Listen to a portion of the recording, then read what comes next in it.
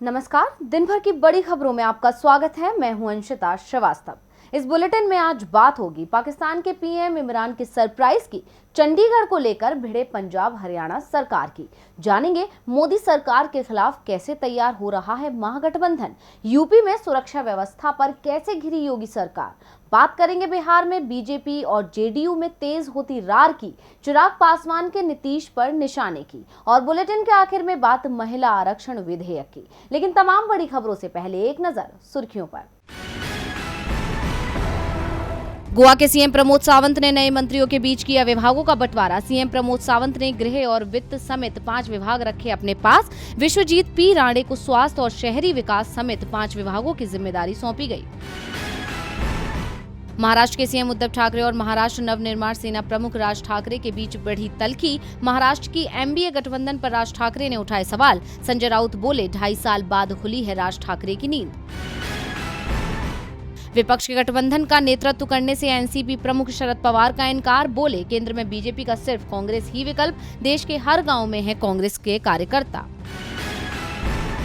कश्मीरी पंडितों को साधने में जुटी बीजेपी। जम्मू पहुंचे आरएसएस चीफ मोहन भागवत। बोले, वो दिन बहुत करीब जब कश्मीरी पंडित अपने घरों में लौटेंगे वापस। तो अब सुर्खियों के बाद बात आज की सबसे बड़ी खबर की। पाकिस्तान में आज पूरे दिन सियासी हंगामा मचा रहा। सड़क, संसद से लेकर सुप्रीम कोर्ट तक सभी जगह सक्रियता रही। संडे का दिन था और इसी दिन विपक्ष के अविश्वास प्रस्ताव पर पाकिस्तान के पीएम इमरान खान की सरकार का फैसला होना था। लेकिन इमरान खान ने पूरे विपक्ष को सरप्राइज कर दिया। विपक्ष का अविश्वास प्रस्ताव तो बेकार हुआ ही, शहबाज शरीफ के पीएम बनने का सपना भी अधूरा रह गया। लेकिन पिक्चर अभी बाकी है। तो क्या रहा पाकिस्तान में सियासी हाल, देखिए ये रिपोर्ट। पाकिस्तान में आज जबरदस्त सियासी ड्रामा हुआ। अविश्वास प्रस्ताव पर चर्चा शुरू होने से पहले ही नेशनल असेंबली के डिप्टी स्पीकर ने अविश्वास प्रस्ताव को खारिज कर दिया। इसके बाद पाकिस्तान के पीएम इमरान खान की सिफारिश पर राष्ट्रपति ने संसद भंग कर दी। सरकार का दावा है कि 90 दिनों में नए चुनाव कराए जाएंगे। नई सरकार बनने तक इमरान खान पीएम बने रहेंगे। डिप्टी स्पीकर के फैसले को पाकिस्तान में विपक्षी दलों ने असंवैधानिक करार दिया है।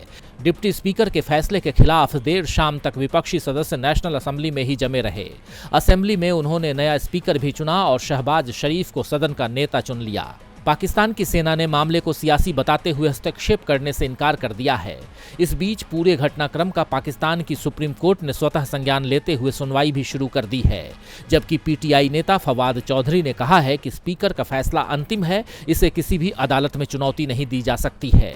दूसरी तरफ विपक्ष भी सुप्रीम कोर्ट पहुंच गया है। पाकिस्तान पीपुल्स पार्टी के अध्यक्ष बिलावल भुट्टो ने कहा है कि आज संविधान पर गंभीर हमला किया गया है। हम उम्मीद करते हैं कि सुप्रीम कोर्ट इसे सही करेगा। पाकिस्तान मुस्लिम लीग के नेता और सदन में नेता प्रतिपक्ष शहबाज शरीफ ने कहा है कि ये किसी बड़े देशद्रोह से कम नहीं है। इमरान ने देश को अराजकता में धकेल दिया है। दूसरी ओर इमरान खान का दावा है कि विपक्ष को अभी भी कुछ समझ में नहीं आ रहा है। अब नजरें पाकिस्तान की सुप्रीम कोर्ट और सेना पर हैं। सेना भले ही खुद को इस मामले से अलग बता रही है, लेकिन पाकिस्तान में सेना के इतिहास को देखें तो बाजवा कभी भी बड़ा कदम उठा सकते हैं। पाकिस्तान में विपक्ष और सरकार आमने सामने हैं, तो भारत में भी केंद्र के एक फैसले से 2 सरकारें ही आमने सामने आ गई हैं। मुद्दा चंडीगढ़ को लेकर है, देखिए ये रिपोर्ट। पिछले दिनों केंद्र की मोदी सरकार ने एक ऐसा ऐलान किया जिससे पंजाब सरकार में हलचल पैदा हो गई। ऐसा इसलिए क्योंकि केंद्र सरकार के ऐलान से पंजाब का चंडीगढ़ पर अधिकार कम हो गया है। दरअसल गृह मंत्री अमित शाह ने चंडीगढ़ के कर्मचारियों पर केंद्रीय सर्विस नियम लागू करने की घोषणा कर दी और अगले ही दिन इसका नोटिफिकेशन भी जारी हो गया। केंद्र के इस फैसले का विरोध पंजाब में बीजेपी को छोड़ सभी दलों ने किया। पंजाब में कुछ दिनों पहले ही भगवंत मान के नेतृत्व में आम आदमी पार्टी की सरकार बनी है। मान ने केंद्र के फैसले के खिलाफ तुरंत ही पंजाब विधानसभा का विशेष सत्र बुला लिया। विधानसभा में प्रस्ताव पास कर दिया कि चंडीगढ़ पर पूरी तरह से पंजाब का अधिकार है, इसलिए केंद्र का नोटिफिकेशन मान्य नहीं है। मान सरकार की इस मांग पर हरियाणा सरकार कहां चुप बैठने वाली थी। ऐसे में ये दोनों राज्य आमने सामने आ गए हैं और अब हरियाणा के सीएम मनोहर लाल खट्टर ने 5 अप्रैल को हरियाणा विधानसभा का स्पेशल सत्र बुला लिया है, जिसमें चंडीगढ़ को लेकर प्रस्ताव पास किया जा सकता है। पंजाब विधानसभा के प्रस्ताव के विरोध में हरियाणा की सभी पार्टियों ने विधानसभा का विशेष सत्र बुलाने की मांग की थी। ऐसे में खट्टर सरकार को ये सत्र सत्र बुलाना पड़ा है। मनोहर लाल खट्टर ने कहा कि पंजाब सरकार का इस तरह एक तरफा फैसला लेना निंदनीय है।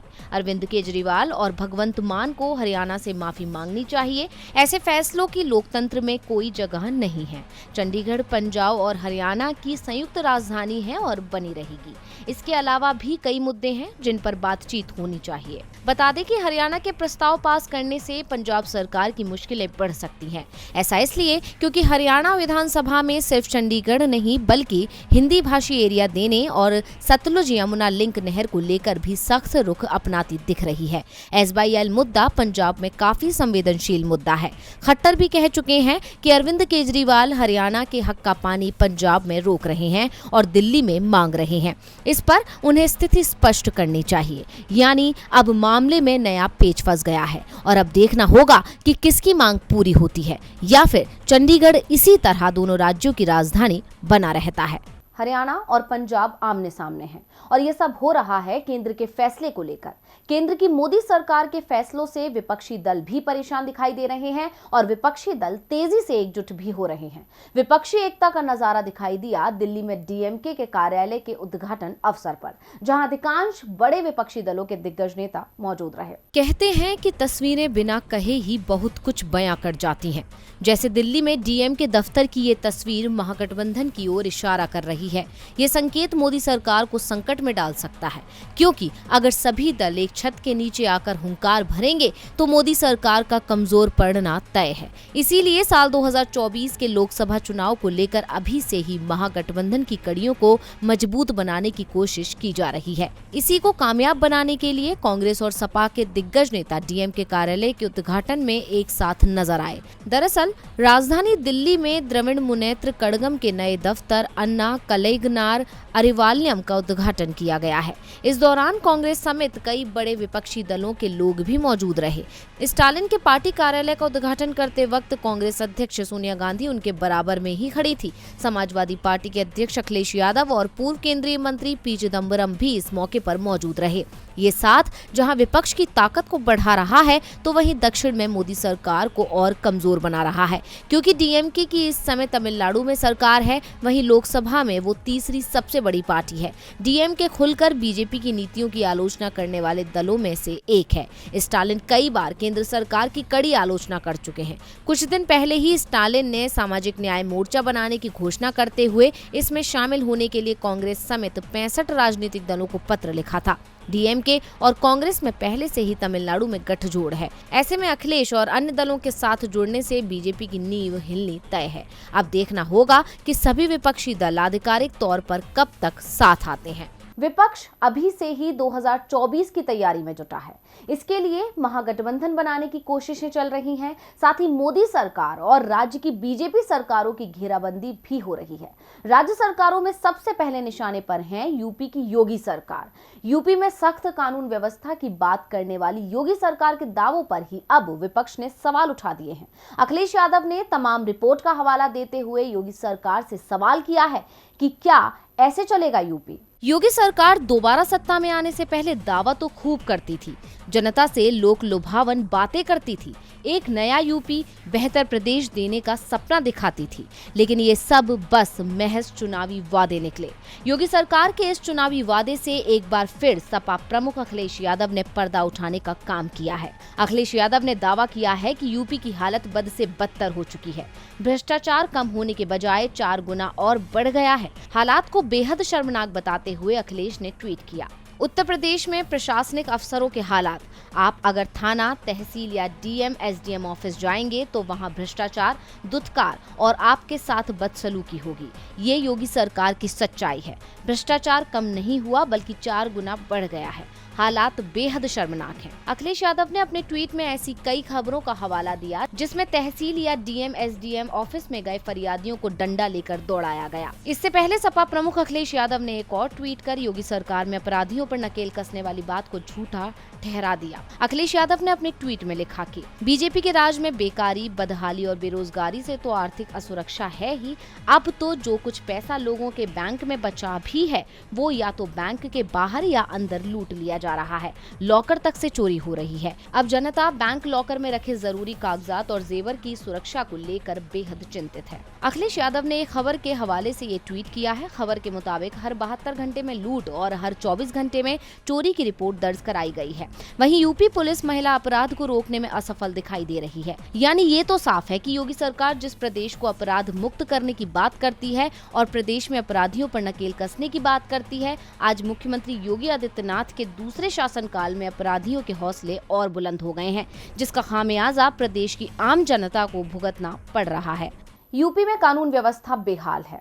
पुलिस अधिकारी आम जनता की नहीं सुनते, तो बिहार में बीजेपी के नेताओं का दावा है कि देश में मॉडल हो तो योगी मॉडल। बीजेपी के दावे पर बिहार में जेडीयू ने ही आपत्ति जता दी है। जेडीयू नेताओं का दावा है कि देश में सबसे अच्छा जो मॉडल है वो ही बिहार में चल रहा है। तो किस मॉडल की बात कर रहा है जेडीयू? देखिए ये रिपोर्ट। जब से सीएम योगी ने दोबारा यूपी की सत्ता पर कब्जा किया है, बीजेपी उनकी तारीफें करते नहीं थक रही है और अब बीजेपी सभी राज्यों में योगी मॉडल पर काम करने की बातें करती नजर आती है। और मध्य प्रदेश में तो इसकी झलक भी देखी गई, जब मुख्यमंत्री शिवराज सिंह चौहान को बुलडोजर मामा कहा जाने लगा। ऐसे में अब बीजेपी चाहती है कि सभी राज्यों में उसके हिसाब से काम हो। अब ऐसे में बिहार में भी बीजेपी नेताओं ने ऐसा ही कुछ करने की कोशिश की, जो जनता दल यूनाइटेड यानी जेडीयू नेताओं को पसंद नहीं आया और बिहार में बेहतर कौन पर बहस शुरू हो गई और योगी और नीतीश में से कौन सा मॉडल बेस्ट है, इस सवाल ने घमासान मचा दिया और अब तो इस पर भरपूर राजनीति हो रही है। दोनों ही पार्टियों के नेता अपनी अपनी दलीलें देते नजर आ रहे हैं। इस बीच डिप्टी सीएम तारकिशोर के बयान ने इस बहस को और तेज कर दिया है। उन्होंने कहा, बिहार में नीतीश सरकार बेहतर काम कर रही है, शासन प्रशासन अपराध रोकने में सक्षम है, लेकिन बिहार में योगी मॉडल की जरूरत है। ऐसे में बिहार की सियासत में घमासान मच गया है। दरअसल ये बहस तब छिड़ी जब बिहार की खराब कानून व्यवस्था को लेकर बीजेपी ने सीएम नीतीश पर सवाल उठाए। भारतीय जनता पार्टी के विधायक ये मांग करने लगे कि बिहार में भी बुलडोजर मॉडल लागू किया जाए। अब बीजेपी और जेडीयू एक बार फिर आमने सामने आ गए। बीजेपी विधायक विनय बिहारी ने कहा कि सबसे बेस्ट मॉडल योगी मॉडल है, क्योंकि यूपी में अपराध करने के बाद अपराधियों को बख्शा नहीं जाता है। वहीं दूसरी तरफ जेडीयू के विधायक पंकज मिश्रा ने कहा कि देश में बेस्ट मॉडल नीतीश मॉडल है। इस नीतीश मॉडल को देश स्तर पर लागू करना चाहिए। यहाँ ना किसी को बचाया जाता है, ना फंसाया जाता है। जब से नीतीश कुमार हैं, तब से अपराधी बिल में छुपे हुए हैं। जेडीयू और बीजेपी को लड़ते हुए देख राष्ट्रीय जनता दल को मौका मिल गया और पूर्व मुख्यमंत्री राबड़ी देवी ने तंज कसते हुए कहा, दोनों मॉडल बेकार हैं। यदि इनका बस चले तो योगी आदित्यनाथ को बिहार का मुख्यमंत्री बना दे और उत्तर प्रदेश का मुख्यमंत्री नीतीश कुमार को बना दे। वैसे बिहार की कानून व्यवस्था पूरी तरह से ध्वस्त हो चुकी है। नीतीश कुमार से कुछ भी संभल नहीं रहा है। इनका मॉडल पूरी तरह से बेकार है। अब इस बहस ने बिहार की सियासत को गर्मा तो दिया है, जिससे बीजेपी और जेडीयू की तकरार एक बार फिर खुलकर सामने आ गई है। कयास है कि बिहार में बीजेपी और जेडीयू का रिश्ता अब कभी भी टूट सकता है। ऐसे में जेडीयू और दूसरे सहयोगी दलों के सहारे से बिहार में फल फूल रही बीजेपी के लिए टिके रहना बेहद मुश्किल नजर आ रहा है। बिहार में बीजेपी और जेडीयू के बीच तकरार चल रही है, लेकिन नुकसान विपक्षियों का हो रहा है। पहले विकासशील इंसान पार्टी को झटका लगा और अब लोक जनशक्ति पार्टी रामविलास के अध्यक्ष चिराग पासवान को झटका लगा है। उनसे घर खाली करवा लिया गया है। इसे लेकर चिराग ने नीतीश कुमार पर निशाना साधा है। दिल्ली के 12 जनपद पर स्थित रामविलास पासवान का बंगला आखिरकार खाली हो ही गया। जमुई से सांसद चिराग पासवान की लाख कोशिशों के बाद भी बंगला नहीं बच सका। जिस तरह केंद्र सरकार ने चिराग से बंगला खाली करवाया, उसके बाद बिहार में मोदी सरकार के साथ ही नीतीश सरकार के खिलाफ भी माहौल गर्म हो गया है। राष्ट्रीय जनता दल सहित बिहार की सभी विपक्षी पार्टियों ने चिराग को समर्थन देते हुए केंद्र पर निशाना साधा है। इस बीच पूरे मामले पर चिराग पासवान ने बिहार के सीएम नीतीश कुमार पर गंभीर गंभीर आरोप लगाए हैं। चिराग ने कहा कि हम लोगों को केंद्र सरकार की ओर से आश्वासन दिया गया था कि दिल्ली वाले 12 जनपद बंगले पर मैं और मेरी मां रह सकते हैं, लेकिन बीते दिनों आनन फानन में बंगला खाली करा दिया गया। मेरे पिता की तस्वीर, बाबा साहब अम्बेडकर की मूर्ति को 12 जनपद के बाहर केंद्र सरकार की टीम के लोगों ने फेंक दिया। उस पर चढ़कर वो आ जा रहे थे। ये बहुत दुखद है। इससे दलित समाज सहित अन्य वर्गों में बहुत नाराजगी है। इसके अलावा चिराग ने नीतीश कुमार पर निशाना साधते हुए कहा कि बंगले में रहने का आश्वासन मिलने के बाद हम लोगों को वहां से निकाला गया।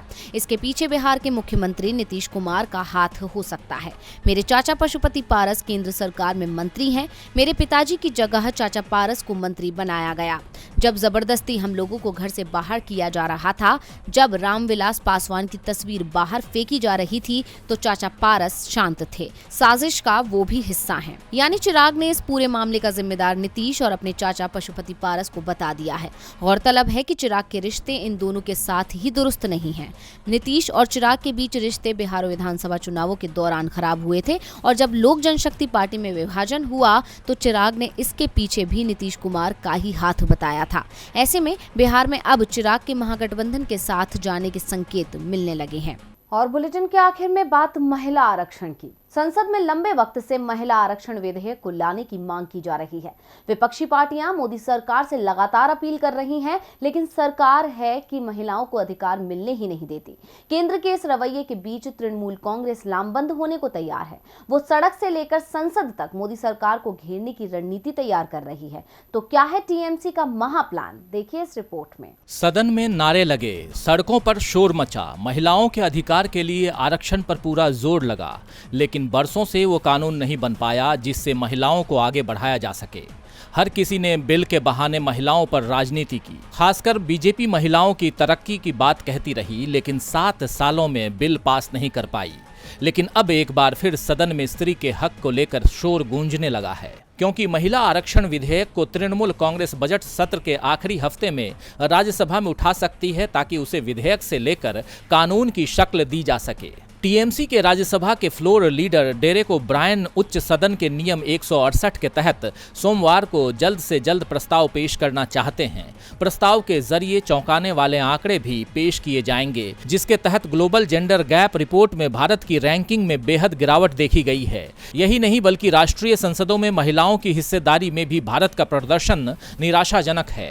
टीएमसी की ओर से राज्यसभा में उठाए जा रहे प्रस्ताव में कहा गया है कि भारत विश्व आर्थिक मंच की ग्लोबल जेंडर गैप रिपोर्ट 2021 में 156 देशों में 28 स्थान नीचे 140वें स्थान पर आ गया है। मुख्य रूप से मंत्रियों के बीच महिलाओं की हिस्सेदारी में काफी गिरावट देखने को मिली है, जो 2019 में 23% से घटकर 2021 में 9.1% हो गई है। प्रस्ताव में कहा गया है कि दुनिया भर की राष्ट्रीय संसदों में महिलाओं की हिस्सेदारी में भारत की रैंकिंग पिछले कुछ सालों में लगातार गिरी है। 1996 में भारत 95वें स्थान पर था। मार्च 2022 तक भारत 184 देशों में 144वें स्थान पर पहुंच गया है। तो ये आंकड़े साफ बयां करते हैं कि महिलाओं को समान अधिकार देने का दावा करने वाले देश भारत में अब भी हालात क्या हैं। तो आज इस बुलेटिन में बस इतना ही। देखते रहिए डीवी लाइव। नमस्कार।